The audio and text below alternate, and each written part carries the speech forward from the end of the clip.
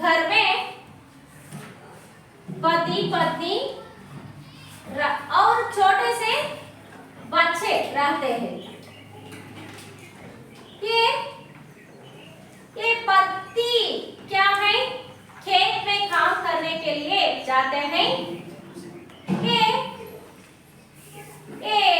खेत में एक नेवले के बच्चा, नेवला नेवला मतलब मालूम है, नेवला मूंगूसी, नेवले के बच्चे क्या करते हैं, ये बहुत घायल होकर ये रास्ता में बहुत रोते हैं। इसको देखकर ये किसान क्या करते हैं, ये उठकर एक घर के जाकर उसको लालन पालन करते हैं नेवला का बच्चा। ये नेवले के बच्चे बाद में क्या होते हैं, एक बड़ा होते हैं। ये सभी के साथ मिलजुल कर रहते हैं और ये परिवार में एक ही होते हैं। ಅದು ಸಹ ಏನಾಯ್ತು, ಅವರ ಜೊತೆಯಲ್ಲಿ ಏನಾಯ್ತು, ಚೆನ್ನಾಗಿ ಬೆಳ್ಕೊಂಡು ಹಾಗೆ ಅವರೊಂದಿಗೆ ಅದು ಸಹ ಹೊಂದ್ಕೊಂತ ಹೋಯ್ತು। ಯಾವುದು ದೇವರಾಕೆ ಬಚ್ಚ ಮುಂಗುಸಿ ಅಲ್ವಾ। ಹೀಗಿದ್ದಾಗ ಏನಾಯ್ತು, एक बार ये क्या करते हैं, एक किसान बाहर ये काम करने के लिए जाते हैं और छोटा बच्चा सोते हैं।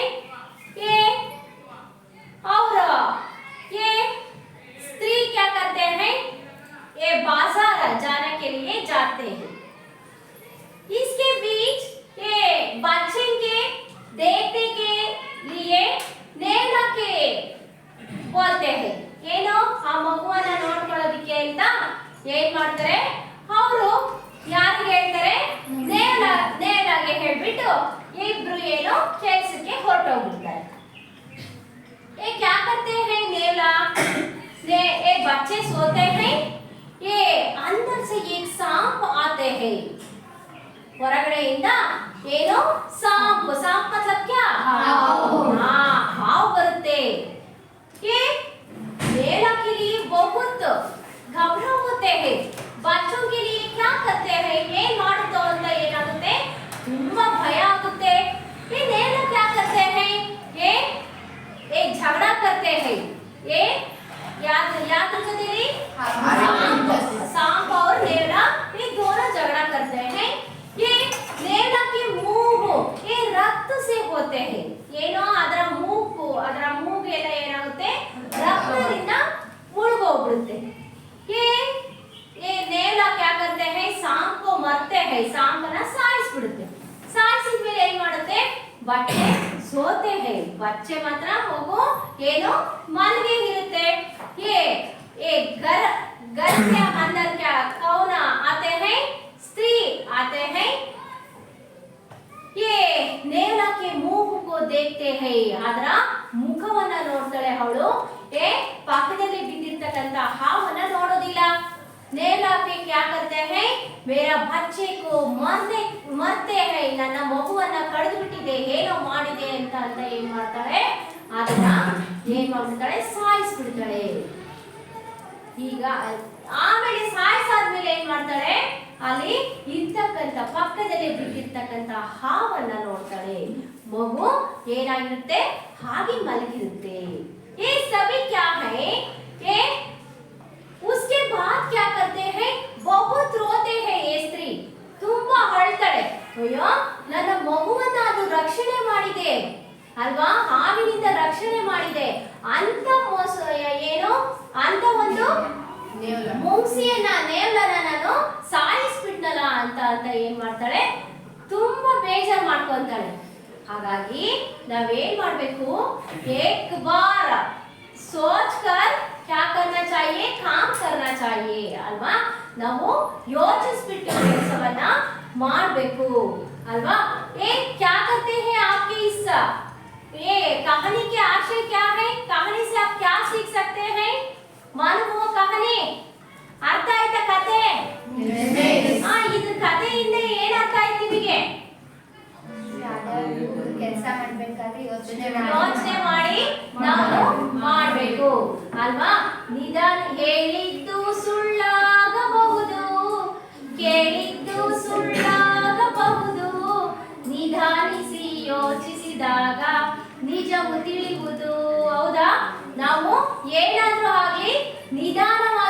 ಯೋಚಿಸಬೇಕು ನೋಡಿ ಅದು ಒಂದು ಜೀವ ಕಳೆದ್ಬಿಟ್ವಿ ನಾವು ಆ ಜೀವ ಮತ್ತೆ ಬರುತ್ತಾ ಇಲ್ಲ ಹಾಗಾಗಿ ನಾವು ಯಾವುದೇ ಒಂದು ಕೆಲಸವನ್ನ ಯಾವುದೇ ಒಂದು ನಿರ್ಧಾರಗಳನ್ನ ಮಾಡಬೇಕಾದ್ರೆ ನಾವು ಯೋಚಿಸಿ ಮಾಡಬೇಕು ಅನ್ನೋದು ಈ ಒಂದು ಕಥೆಯ ಸಾರಾಂಶ ಅರ್ಥ ಆಯ್ತಾ देख लीजिए ऐसे अनेकों ये क्या है प्राणियां होते हैं ये जंगली जानवर भी होते हैं ये पालतू जानवर भी होते हैं अल्वा ये सभी के लिए क्या करते हैं प्यार करना चाहिए ಎಲ್ಲರೂ ಪ್ರಾಣಿಗಳನ್ನ ನಾವು ಏನು ಮಾಡಬೇಕು ಪ್ರೀತಿಸಬೇಕು ಅಲ್ವಾ ये पालतू जानवर ये कुत्ते कौन से होते हैं कुत्ते बिल्ली ಹೌದು ತಾನೆ ಈ ತರ ಅನೇಕ ಪಾಲ್ತು ಜಾನುವಾರುಗಳಿದೆ ಅವುಗಳನ್ನೆಲ್ಲ ನಾವು ರಕ್ಷಣೆಯನ್ನ ಮಾಡಬೇಕು ಪ್ರೀತಿಸಬೇಕು इसके संबंधित एक पाठ होते हैं पाठ 3 गिल्लू पाठ 3 गिल्लू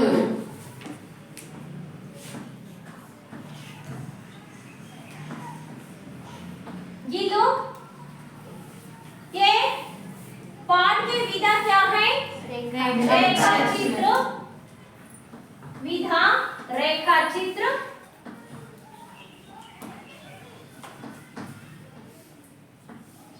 और लेखिका का नाम क्या है महादेवी वर्मा हाँ गुड लेखिका महादेवी वर्मा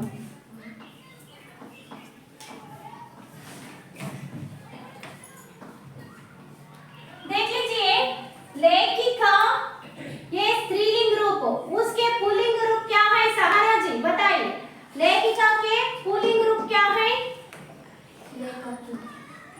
लेखिका ये स्त्रीलिंग रूप इसके पुल्लिंग रूप क्या है बताइए रुद्रेश जी लेखक क्या है लेखक लेखक लेखिका अध्यापक अध्यापिका शिक्षक शिक्षक शिक्षिका क्या है शिक्षिका शिक्षिका बैठिए गुड देखिए महादेवी वर्मा जी उनके काल आप गिल्लू गिल्लू देखिए देख लीजिए ये गिल्लू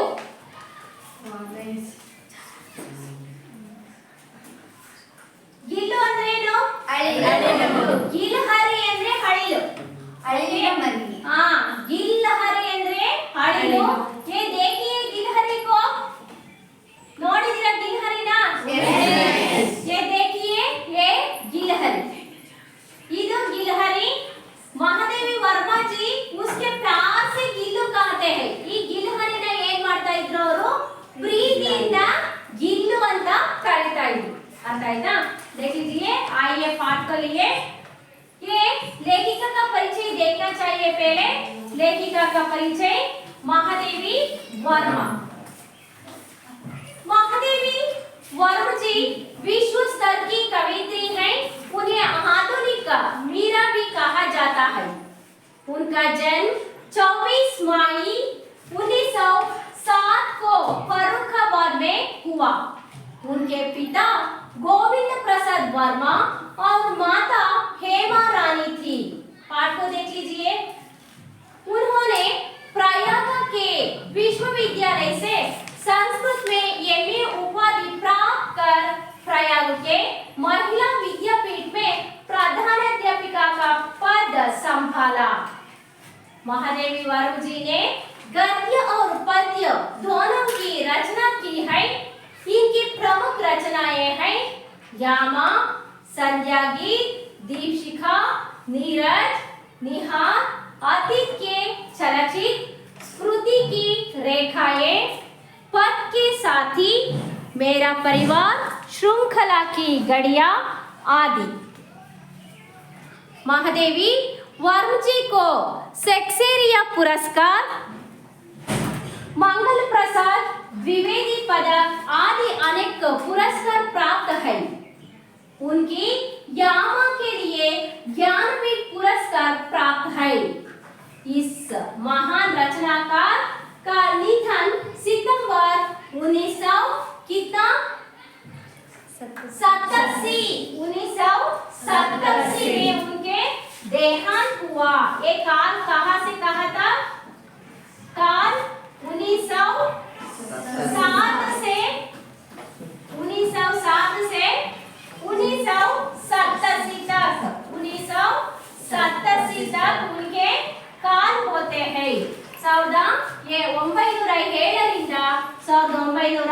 87ರವರೆಗೆ ಇವರ ಒಂದು ಕಾಲ उनकी ಸ್ಥಳ ಸ್ಥಳ कौन सा है ಎಲ್ಲಿ ಇವರು फर्रुखाबाद में उनके जन्म होते हैं फर्रुखाबाद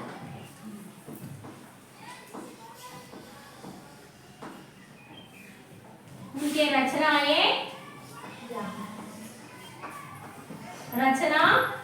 यामा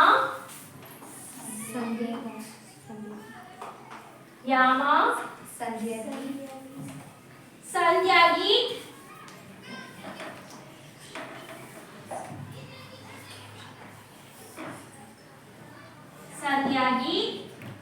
दीपशिखा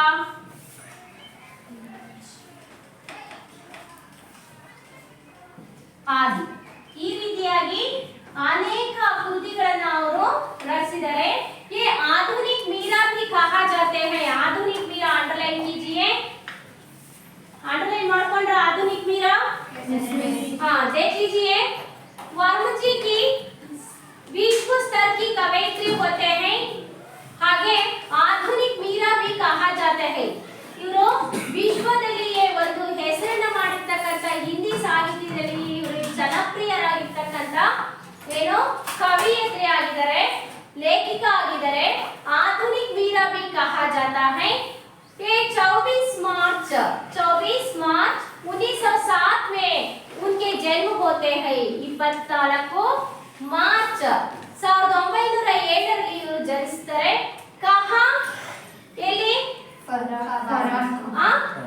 उनके जन्म कहाँ हुआ बताइए फर्रुखाबाद कब हुआ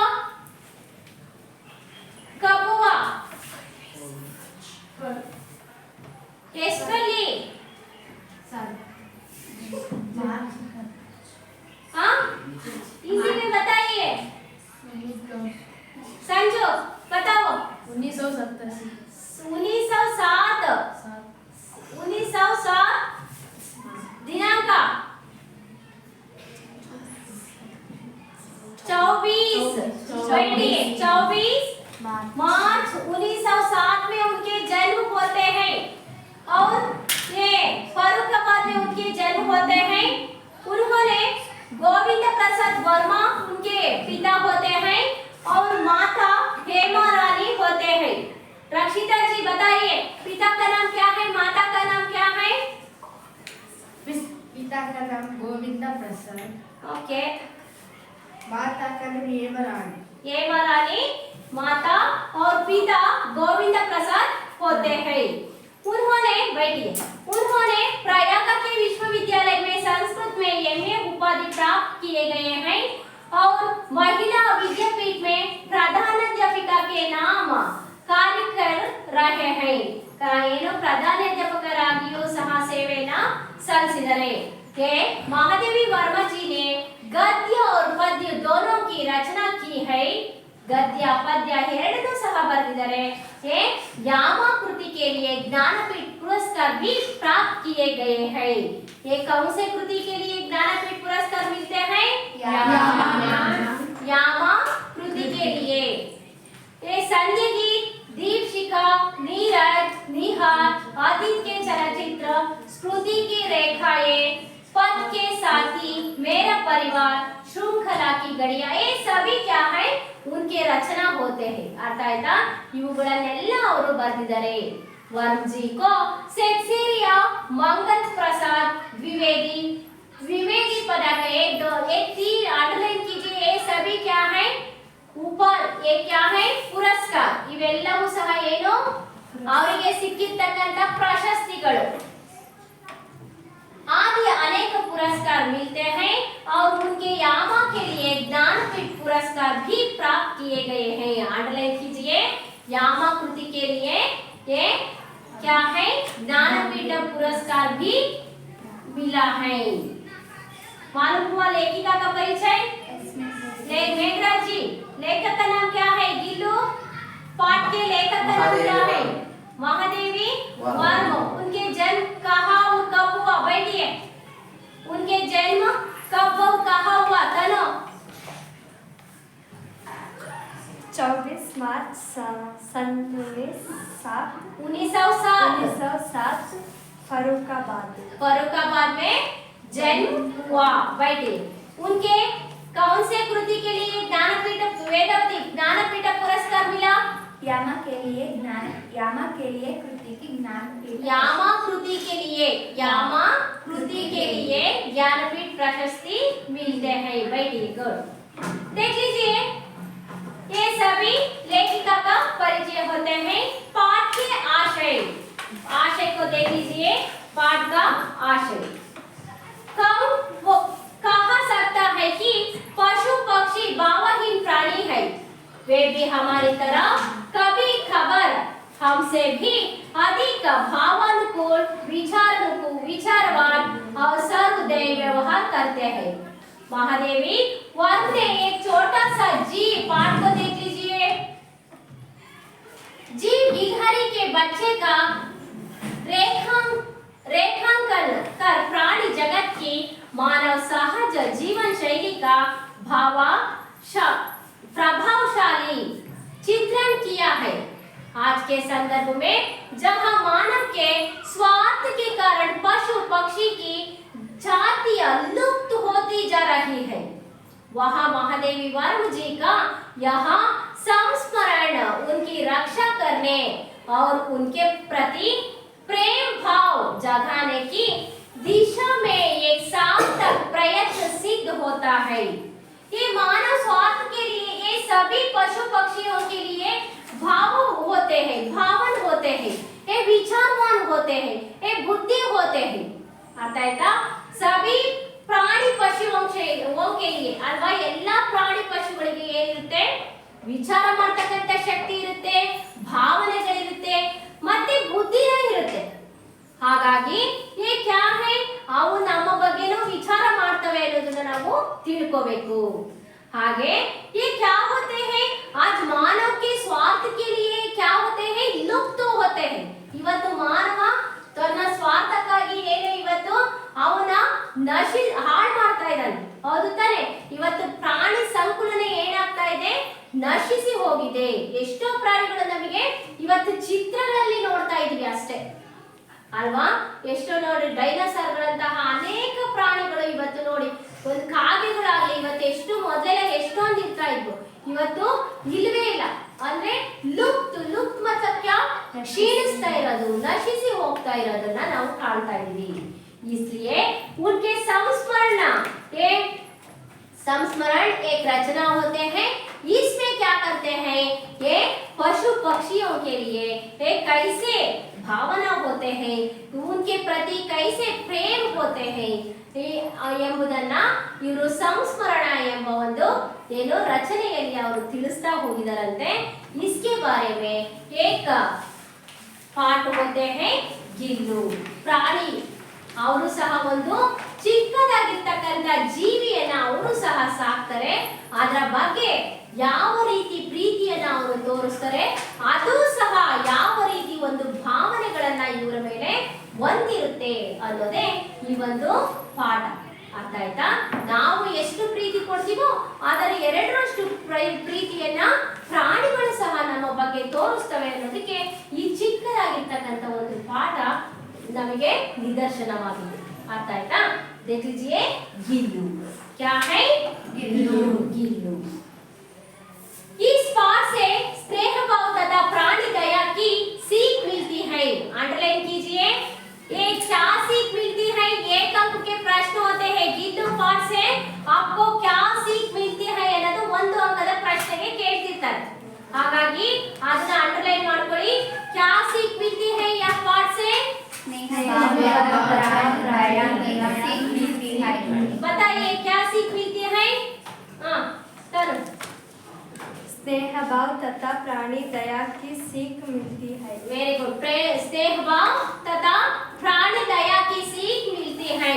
पशु पक्षियों के स्वभाव और उनकी जीवन शैली के साथ साथ उनके प्रति महादेवी वर्मा के प्रेम से बच्चे ಪರಿಚಿತ होते हैं ಪಶು ಪಕ್ಷಿಗಳಿಗೂ ಸಹ ಭಾವನೆಗಳಿರುತ್ತೆ ಅವು ಸಹ ಸ್ನೇಹಿತರಂತೆ ನಮ್ಮ ಜೊತೆನಲ್ಲಿ ಹೊಂದ್ಕೊಳ್ತಾರೆ ಅನ್ನೋದನ್ನ ಏನೋ ಮಕ್ಕಳಿಗೆ ಈ ಪಾಠದ ಮೂಲಕ ನಾವು ತಿಳಿಸ್ತಾ ಹೋಗ್ತೀವಿ अचानक एक दिन सवेरे कमरे से बरामदे में आकर मैंने देखा दो कौवे एक गमले के चारों ओर चोंचों से चुआ चुआवल जैसा खेल खेल रहे हैं यहाँ काकभूषणी भी विचित्र पक्षी है एक साथ समाधारित अनाधारित अति सम्मानित अति अवमानित हमारे बीच में पुरखे ना गरुड़ के रूप में आ सकते हैं ना मयूर के ना हंस के उन्हें पितृपक्ष में हमसे कुछ पाने के लिए काका बनकर ही अवतीर्ण होना पड़ता है इतना ही नहीं हमारे दूरस्थ प्रियजनों को भी अपने आने का मधुर संदेश इनके कर्कश स्वर में ही देना पड़ता है दूसरी ओर हम कौवा और काव काव करने को अवमानना के अर्थ में ही प्रयुक्त करते हैं मेरे काक पुराण के विवेचन में अचानक बात आ पड़ी क्योंकि गमले और दीवार की संधि में छिपे एक छोटे से जीव पर मेरी दृष्टि रुक गई निकट जाकर देखा गिलहरी का एक छोटा सा बच्चा है जो संभवतः घोंसले से गिर पड़ा है और अब कौवे जिसमें सुलभ आहार खोज रहे हैं काकद्वय की चोंचों के दो खाओ उसे लघु प्राण के लिए बहुत थे अतः वहां निश्चेष्ट से सा गमले से चिपक पड़ा था सबने कहा कौवे की चोंच का खाव लगने के बाद वहां बच नहीं सकता अतः इसे ऐसी ही रहने दिया जाए बस पढ़िए पढ़िए अपेक्षा पढ़ो पाठ को पढ़ो अचानक एक दिन सबसे कमरे सवेरे सवेरे कमरे से बरामदे में आकर मैंने देखा दो कौवे एक गमले के चारों ओर चोंचों से चुआवल जैसा खेल रहे हैं यह काकभूषणी भी विचित्र पक्षी है बैठिए रक्षिता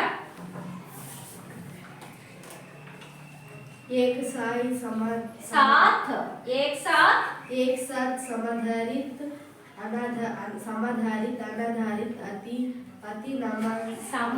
सम्मानित आदि अति अवमानित हमारे बेचारे पुरखे ना गरुड़ के रूप में आ सकते हैं ना मयूर की ना बैठी संजू मयूर के ना हंस के उन्हें पितरा पक्ष में हमसे कुछ खाने के लिए काका बनकर रही अवतीर्ण होना पड़ता है इतना ही नहीं हमारे दुरस्त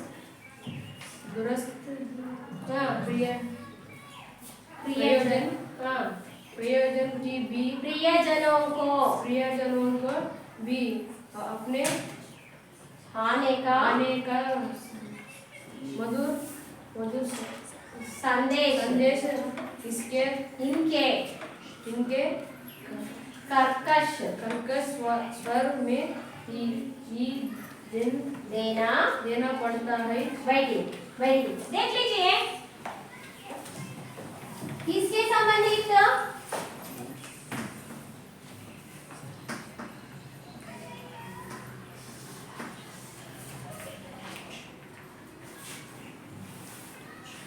क्या है गिलहरी पढ़िए क्या हाँ गिलहरी मतलब क्या अल्वा गिलहರಿ ಅಂದ್ರೇನು ಅಳಿಲು ಇಂಗ್ಲಿಷ್ ಅಲ್ಲಿ ಏನಂತೀವಿ ಇಂಗ್ಲಿಷ್ ಅಲ್ಲಿ ಏನಂತೀವಿ ಸ್ಕ್ವೆರಲ್ ಅಲ್ವಾ नेक्स्ट क्या है अचानक मतलब ಏನಿದು बैठिए पढ़ हाँ ಯಕಾಯಕ ಅಂದ್ರೇನು ಅಚಾನಕ್ ಅಂದ್ರೇನು ಆಕಸ್ಮಿಕವಾಗಿ ಸಡನ್ಲಿ ಅಂತೀವಲ್ಲ ಅಚಾನಕ್ ಅಂದ್ರೇನು ಆಕಸ್ಮಿಕವಾಗಿ ಅಥವಾ ಯಕ ಏನಿದೆ ಅಲ್ಲೇನಿದೆ ಯಕ ಅಂದ್ರೆ ಸಡನ್ಲಿ ಆಕಸ್ಮಿಕವಾಗಿ ನಾವು ನೋಡ್ತೀವಲ್ಲ ಅದು नेक्स्ट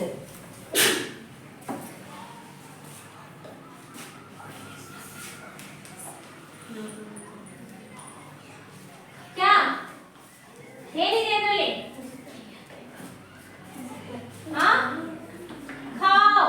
ಖಾವ್ ಅಲ್ವಾ ಏನಿದೆ ಖಾವ್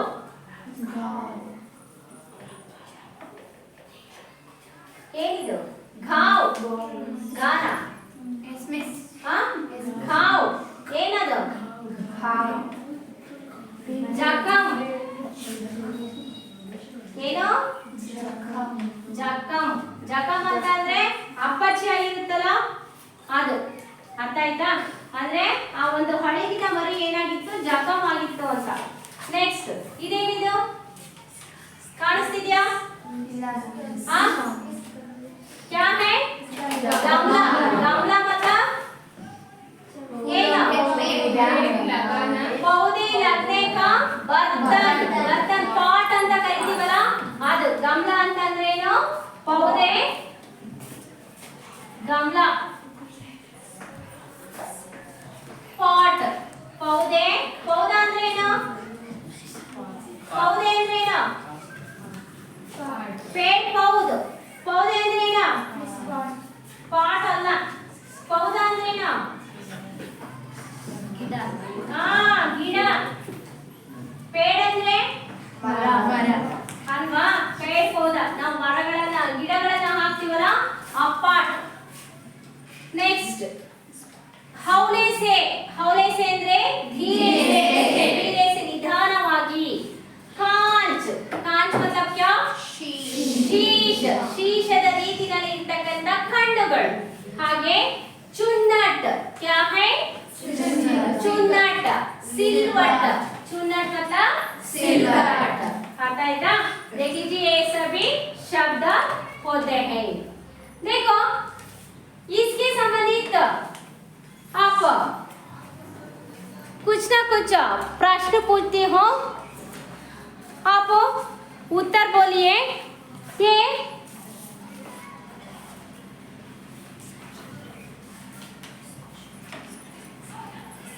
इस पाठ के लेखिका का नाम क्या है महादेवी एक ही बताइए महादेवी वर्मा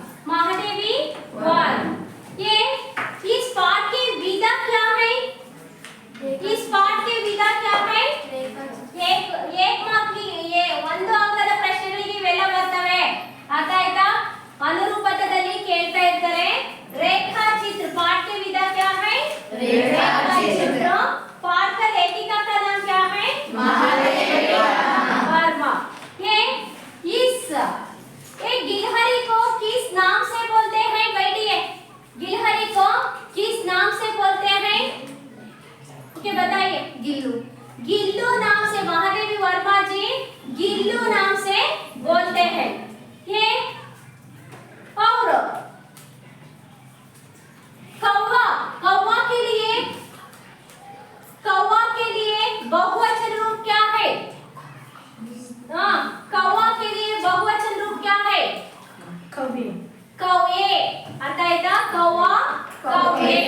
अर्थ आएगा। ये सभी क्या है इस पाठ में आने वाले ये कुछ ना कुछ प्रश्न होते हैं। कल आप गृहपाठ के लिए लिख लीजिए गृहपाठ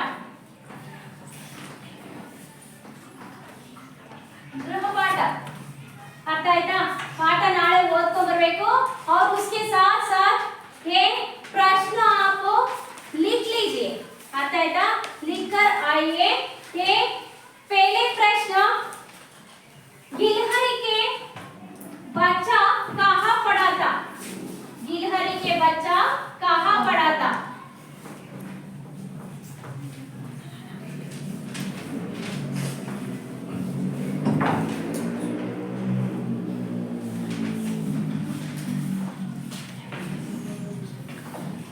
कहाँ पड़ा था?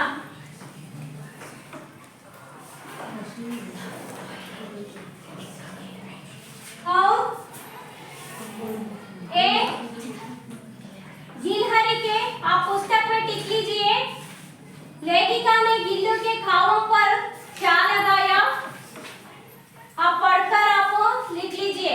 ಓದ್ಕೊಂಡು ಬರ್ಕೊಂಡು ಬರಬೇಕು। ಅರ್ಥ ಆಯ್ತಾ? ಅವರು वर्मा जी गिलहरी को किस नाम से बुलाती थी? ये 4 प्रश्न, एक वाक्य के 4 प्रश्न और 2-3 अंक के ये पहले प्रश्न और दूसरा प्रश्न। अर्थ आया? ये दोनों आपको कल लिख कर और